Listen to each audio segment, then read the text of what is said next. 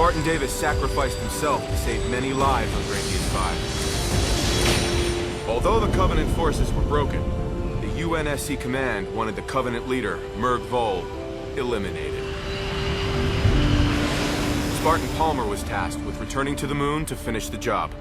Alright, what's up? This is Nak3d Eli, the mostly unclothed gamer. Welcome to my Gold Star guide for missions E1 through E5. This is the final chapter in Halo Spartan Assault, Operation Frostbite. Before I get into the details of the strategy for this mission, let me read the narrative just as I normally do so we know what's going on with the story. So this is Hunt for the Phantom, Mission E1. With transportation secured, one last hurdle remained in getting the colonists safely off of Dratheus 5. The leader of the Covenant forces, Merg Vol, was still present on Moon X50, providing the remaining Covenant forces with a rallying point and cry. If the colonists were to leave Dratheus 5's orbit alive, Merg Vol would need to be terminated. Spartan Palmer would need a way to get to the moon unseen, but the Covenant knew about her stolen spirits and would likely open fire on any of these ships trying to land on the moon. Palmer suspected the Covenant's commanding officer on Dratheus 5, Parg Vol, had a personal transport hidden away. After completing the evacuation operation, locating Parg Vol's ship became Palmer's highest priority.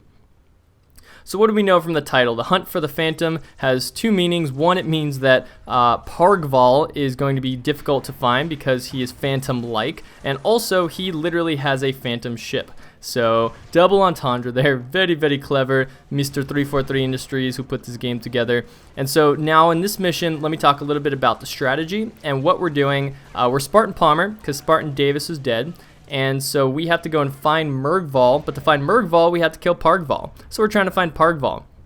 What we did here is we started off by letting an elite kill one of our guys, picked up the assault rifle, did a quick tour of the left side, and picked up as many plasma grenades and ammo, switched out our SMG with a needler, and have basically just been combo chaining all the enemies ever since. Those drones on the bottom, how do you pronounce like their actual name? It's like the Yanmei, I don't know how you say it.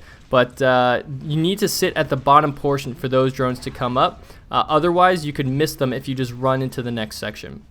Now here I'm literally just moving around to run into these elites. They're really easy to kill. All you have to do to die to a vehicle in this game is just touch it. Like even if it's standing still and you run into it, you're dead. Toast. So what you want to do is kill and draw attention to all of the camo elites who are hanging out in the perimeter. It's really important to do a clean sweep of this mission, otherwise you're going to be missing a ton of points. Now I blew up the Wraith to get some extra points with the other Wraith, and now I'm going to blow this guy up with some plasmas because we have 3 extra plasmas sitting right here. And looks like we missed one of these guys, but the focus rifle luckily is going to clean him up. And we're going to need more ammo for the later fight in the mission. So I'm going to go over here, pick up the focus rifle ammo, and now we have a full 100 charge, right? Because ammo in this game is extremely limited. It's very important to keep as much as possible, especially if you know you're going into a big fight. Now here I'm trying to use these grenades to blow up this cannon first before engaging these enemies. That's going to allow me to chain the spree much easier. Give me extra points for blowing the cannon up. And now we're going to go and use the Stun Blast armor ability, which is brand new to Spartan Assault. I don't think I've used it in any of the other missions, so you're going to see what it looks like for the first time. Here it goes. It's kind of like a power drain, but it also stuns the enemies. And I guess, actually, it's not like a power drain in that it doesn't take shields off. It just stuns them and lets you destroy their faces. So as you can see right here, my aiming and spraying is all over the place. These controls can be a little bit wonky. That was one of the complaints of a lot of the people who played the game on tablet and mobile, is like these controls are not super deft. It's not like the most precise. You wouldn't want to do brain surgery with these controls. But it gets the job done because the auto aim is so high on the enemies.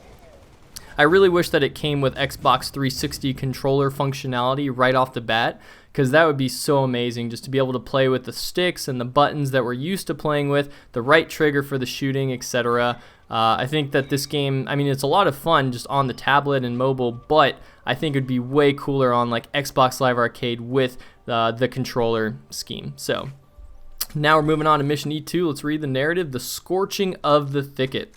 Parg Vol's camp was easily defendable, but Spartan Palmer neutralized the perimeter guard and moved in. The real challenge would be in accessing Parg Vol's vehicle, a Covenant Phantom. While a combat technician was bypassing the Phantom security protocols, Parg Val made his return. When he realized Palmer's intent, he ordered a full frontal assault on her position. With heavy plasma artillery raining down from a platoon of wraiths, Palmer held off the infantry just long enough for the technician to succeed. Now, I wonder why they tell you the story before the mission even starts. I mean, I know that, I guess, all of these events have already happened, right? The whole story of Spartan Assault is that this is not actual reality. We're just playing a simulation, which I think almost maybe detracts from the experience, right? Because you know that you're not really killing real Covenant. Like, these are all simulated Covenant, and you're a simulated Spartan Palmer. I don't know. Maybe it's just not as genuine or as authentic as I think if, you know, you'd be in the moment and you didn't know what would happen in every mission through the narrative or like the little historical note that they have. Now, what do I want to say about this mission strategically? It's very, very difficult. This, I would say, is the most difficult mission in the entire game, just in terms of surviving. Like, when they say there's a full frontal assault on your position, it's no joke. They are sending tons of elites of all different levels, tons of grunts, suicide grunts, jackals. Everything is just pouring in, and if they get to the technician who's working on the Phantom, you lose the mission because they blow him up in like 3 shots. So it's really important that you do what I'm doing here and have a good strategy. Specifically, you have an infinite crate of infinite focus rifle. See how he was there for like a millisecond, and the technician already lost like I'd say 20% of his health. So, or maybe 15%, but still, he like Jimmy tapped him, and you know, that was just one elite. So imagine if some of these guys get past. Notice how here he goes again. I nade him and almost kill my guy there. So here I am telling you not to let anybody pass, and I completely blow it because I was so weak during that assault by the 2 elites that one elite was able to just run up, punch him in the face, and then my grenade actually went off and almost destroyed him as well. Now, I suppose it would be a little bit easier for you to just complete the mission if you sat around this area where I'm sitting, and from here, we're able to just kill the enemies as they came. But if you want the gold star, you're going to have to work a little bit harder. You're going to have to push up, and sometimes you're going to be blind to your left side. So you have to constantly switch back and forth between the sides. There's spawns on the right and left, and so you have to kill all those enemies and chain them together. What I like to do is shoot the focus rifle out into the distance, even if I don't see anyone, just like I am right now. And you'll notice how it's like switching targets for me. All I'm doing is just aiming in that general direction, and that's bringing my spree up more and more and more and more. It seems like the spawns also alternate between huge waves on the right and huge waves on the left. Right here you see that I see these grunts trying to be sneaky, trying to get by, but instead I'm going to maintain my killing air while taking them out, and this is getting me tons and tons of points. And this is exactly what you have to do. So at first I didn't realize we have literally an infinite like supply. Right there I dropped the killing air, which is very unfortunate, but we already have the score that we need. Now if you look on the time, this tells you just how long you have to defend for, and I'm clearly close to the end, and these enemies are just pouring in. As soon as that timer's up, you have to run into the Phantom. You have a small amount of time to do it, and then you finally get on Parg Val's ship, and boom, that's the end of the mission. A very difficult, very, very difficult thing to do, both to get the gold star and just to survive. Like, this was one of those missions that I was just dying over and over and over, and I could not figure out why.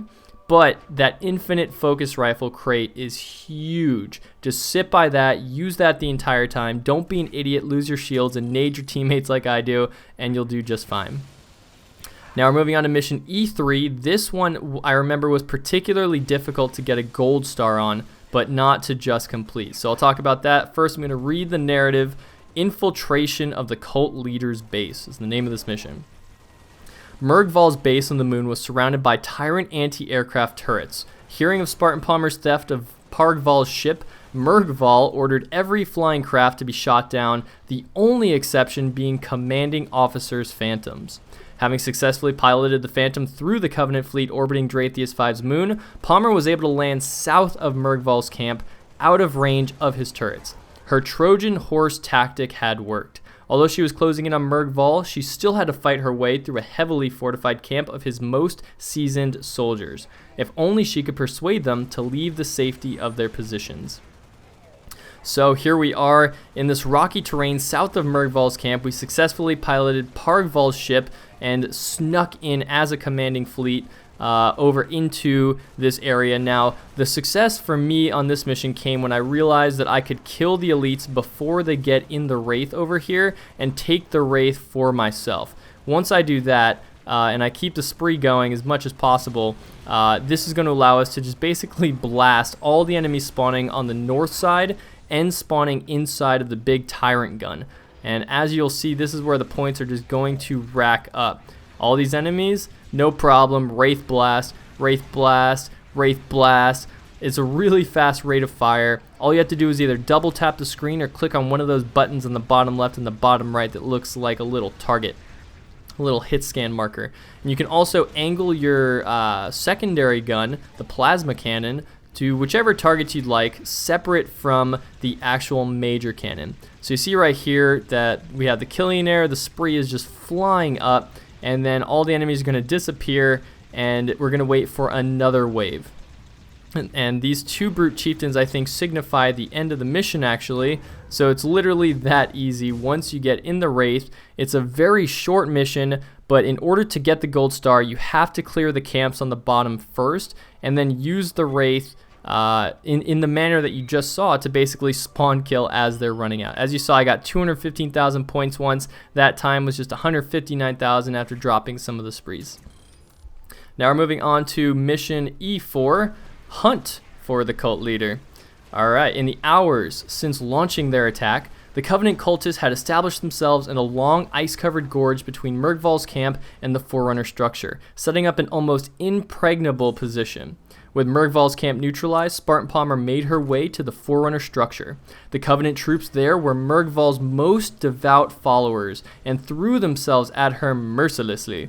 Palmer would have to battle her way through heavy opposition if she were to finally reach Vol's position. And before she could confront Merg Vol himself, she first needed to deal with his lieutenants. So this mission is really fun. You get to be in a ghost, and the ghost in this game is amazing. Just look at that rate of fire. It is unbelievably fast. Now, you are rather fragile, so you can't be taking fire. What I suggest is playing with these guys on the perimeter and retreating backwards. It seems that when they're moving towards you, they tend to have a harder time to shoot at you, and if you get them close enough to the edge of the screen, they just don't even shoot at you. So here our goal is to basically kill as many wraiths, ghosts, and enemies on the ground as possible, trying to chain them, but honestly, as long as you can kill all these enemies on the ground, it's relatively easy points. Right there you saw that you can actually run over these flying drones. You just literally tap them and they die. Here is one of the gold leaders. He's worth a ton of points. Make sure you nail him because you have to end the mission. Kill the 6 guys. Now here I'm trying to run this guy over as I move backwards, and that causes me to mess up my spree here. So here's a point where you could improve on the killing air, and this was like a secret little point haven, little point heaven, let's call it, because these guys literally just keep pouring out and give you tons of points, racking up the killing air. Like, imagine if I didn't even lose my other killing air. I'd have so many more points than this, and they just keep coming, and I'm like, okay, is this like infinite? Is this just infinite easy points? But no, eventually they end, and we can move on with the mission. We still have to blow up a few wraiths, a few lieutenants, a few enemies on the ground. Lots of easy points all over the place. Challenge complete. Plasma transfusion. I think that was that you had to kill a bunch of plasma turrets with the ghost. So I was able to do that pretty easily just by playing the game normally.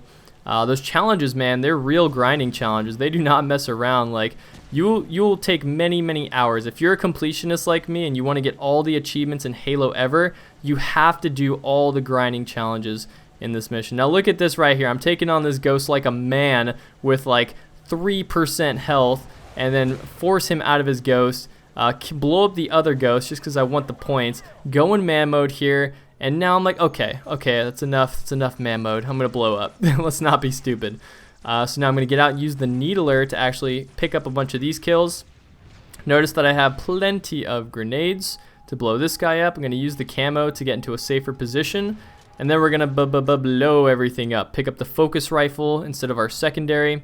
And now we're on foot because I was so aggressive with the ghost. Took a lot of damage, but that's going to allow me to clear this map much faster than if I had done anything otherwise. You can also try to steal a wraith on this mission and get the points that way. That's a totally viable option. I just found that this was a fun way for me just to enjoy the ghost, show you guys just how powerful it can be, and then I have plenty of grenades as well as camo to navigate the rest of the mission. There's actually a challenge on this. I think that you have to beat the entire mission. I think it's an achievement actually. You have to beat the entire mission on foot without getting in a vehicle. So you're also seeing part of that, how you would sort of navigate the map if you didn't have any vehicles to begin with. You could also just use your camo, run around to the different camps, and blow up the gold Covenant leaders without actually killing everyone else on the map. Because that's not a requirement, right? You only have to kill the Covenant leaders to survive. Make sure you blow up that equipment for some extra points. And I believe we're already well over the gold star limit. So here we're just trying to survive. Some of these drones are going to pop out here. Don't let them surprise you. And after we kill them, we got some turrets around here. Gonna look to see any grenades anywhere, or we're just gonna have to blow this up with a plasma pistol. There we go. Plasma pistol, not as useless as I originally thought. It actually does damage to enemies and kills them relatively quickly. It's not super fast like a needler combine or the assault rifle, but it's a decent weapon. Definitely able to use it if you run out of ammo. If you don't like the plasma pistol, we have plasma repeater crates right here. So that's what I'm going to do because I prefer that weapon. I think it's a little more powerful. And now we're going to finish up the mission. We've got the last two Covenant leaders over here. Just doing a cold, calculated sweep of the perimeter. We're going to nade him. He's going to dodge that. Going to use the rest of my grenades. It takes 3 plasmas to blow up the fuel rod cannons. And then it's really easy to blow these guys up. But before you kill them, make sure you get the ghost because that's some extra points. And we like me some points. And here we go. We're going to blow up both of these gold elites. The Sanghili, they go down. The 6 lieutenants are pretty derpy. They did not do anything special. I was not impressed with Merg Val's most devout lieutenants. I don't know what they could have done better, but you see there we were not going for time. That was a very long mission. We were instead going for blowing up as much stuff as possible to easily secure that gold star. Now this is mission E-5, the final mission. Let's read it out. Battle for the Moon. Merg Val was convinced he had been chosen by his gods to wield the power contained within the Forerunner structure. Having spent considerable resources to unlock its secrets, Val managed to activate the structure's emergency defenses. With the deadly defenses at his command, Val had become extremely dangerous. Unable to contact Spartan Davis since landing on Dratheus V's moon, Palmer prepared to battle Val on her own. Val's exact location had not been difficult to find. The direct area at the foot of the Forerunner structure was littered with a trail of dead UNSC soldiers. Now there was one lone Spartan ready to finish the fight. Finish the fight! So Spartan Palmer, here we go, getting a ton of points off the initial enemies, and this is Merg Val. He's a super elite with superpowers, and I'm going to show you that I like to use the assault rifle since I do consider it the best weapon in the game as much as possible. We have the AR chilling over there in a crate, and we do have the speed up boost that's going to allow us to easily run away from him if he starts charging us or if he gets us weak with his one-shot plasma pistol charge.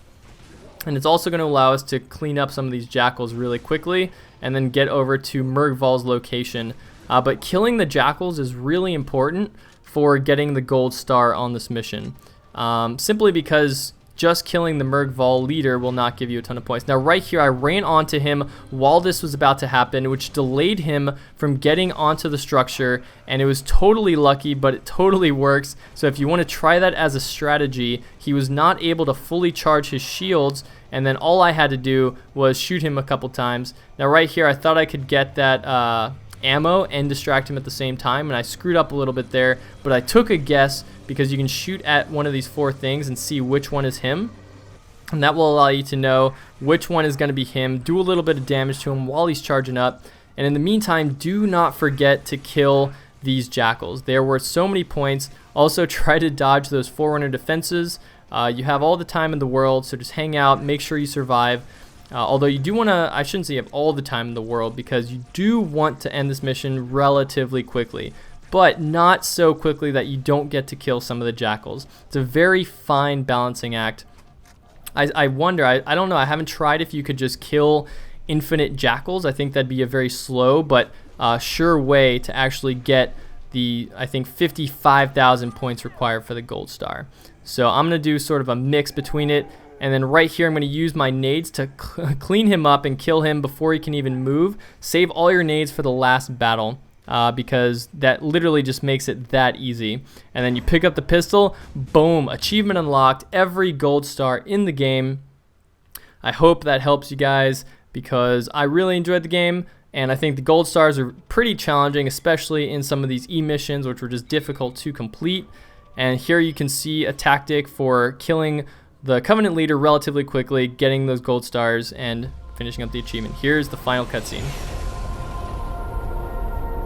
After she managed to eliminate Merg Vol and avenge Spartan Davis, Spartan Palmer successfully sabotaged the Forerunner device, eliminating the threat once and for all. Good work, Spartan. You completed the full cycle of Dratheus 5 battle records. That's it. History lesson over. Now get out of here and go train in the war games with the other Spartans. I'll see you around.